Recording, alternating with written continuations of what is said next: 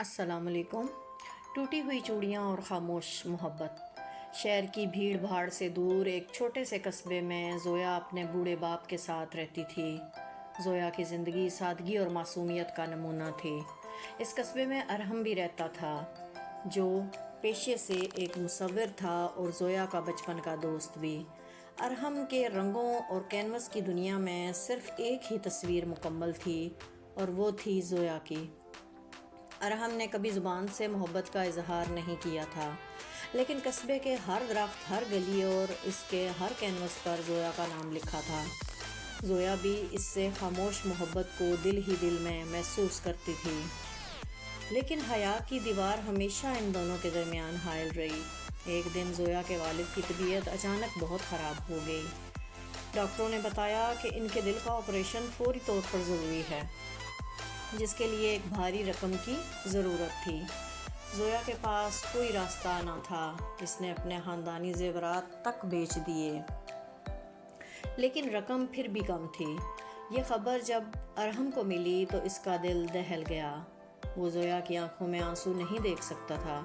اس نے اپنی تمام تر جمع پونجی، اپنے کینوس اور یہاں تک کہ اپنی سب سے قیمتی مصوری، جو اس نے سالوں تک محنت سے بنائی تھی، ایک نمائش میں بولی لگا کر بیچ دی۔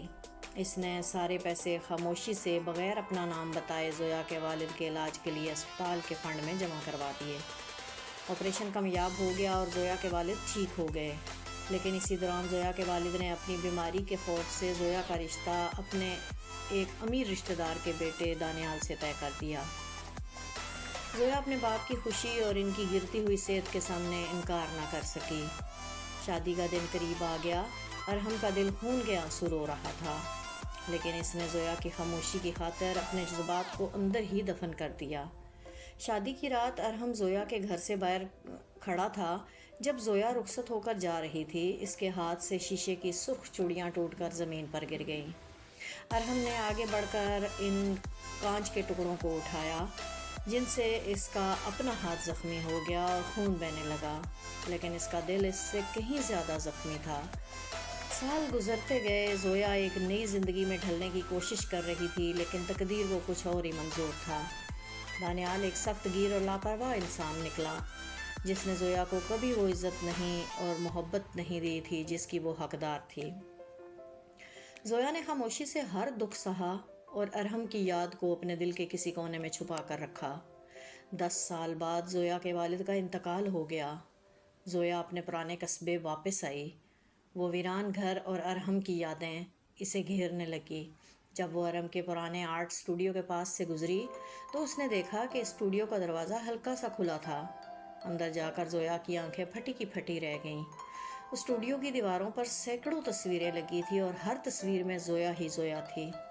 ایک تصویر میں وہ مسکرا رہی تھی، ایک میں وہ بارش میں بھیگ رہی تھی، اور ایک بڑی تصویر میں وہ اپنی شادی کے جوڑے میں تھی، جس کے نیچے زمین پر ٹوٹے ہوئے کانچ کے ٹکڑے اور ارحم کے خون کے نشانات بنے ہوئے تھے۔ اسی وقت اسٹوڈیو کا بوڑھا کیئر ٹیکر اندر آیا۔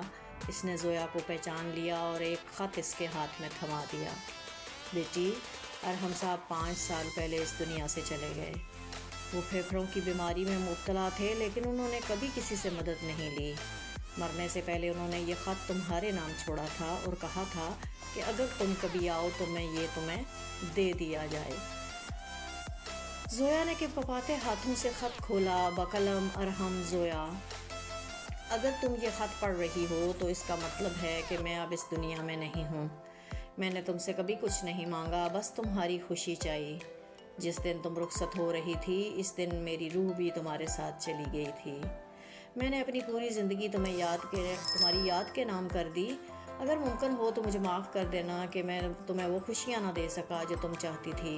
میری محبت کبھی تمہاری محتاج نہیں رہی، وہ بس تمہاری موجودگی سے زندہ تھی۔ اپنا خیال رکھنا۔ زویا کے ہاتھوں سے خط چھوٹ گیا اور وہ زمین پر بیٹھ کر پھوٹ پھوٹ کر رونے لگی۔ اس کی چیخیں اس ویران اسٹوڈیو میں گونجنے لگی۔ اسے اب اندازہ ہوا کہ جس محبت کو وہ دنیا میں ڈھونڈ رہی تھی، وہ تو ہمیشہ اس کے اتنے قریب تھی۔ ایک ایسی محبت جو خاموش تھی، لیکن بے لوث اور آخری سانسیں تک سچی تھی۔ برائے مہربانی میرے چینل کو سبسکرائب کریں اور ویڈیو کو لائک کریں. جزاک اللہ خیر.